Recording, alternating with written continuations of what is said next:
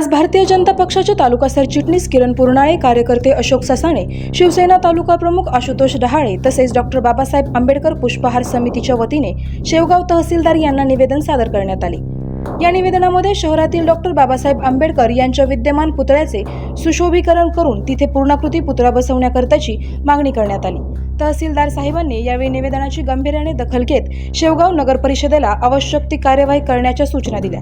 तसेच पुतळ्याची विटंबना होणार नाही याची काळजी घेऊन योग्य पावले उचलावीत असे आदेशही तहसीलदारांनी दिले। या प्रसंगी उपस्थित कार्यकर्त्यांनी सांगितले की डॉक्टर बाबासाहेब आंबेडकर यांचा पुतळा हा केवळ समाजाच्या नव्हे तर प्रत्येक भारतीयाच्या श्रद्धेचा विषय आहे। त्यामुळे सुशोभीकरण होणे हा पूर्णकृती पुतळा उभारला जाणे आवश्यक आहे। आवाज जनतेचा न्यूज साठी प्रतिनिधी विजय मगर। करायचं आहे लाईव्ह कार्यक्रम किंवा आहे कसले आंदोलन, जनसामान्यापर्यंत पोहोचेल आपला हक्काचा आवाज, आवाज जनतेचा।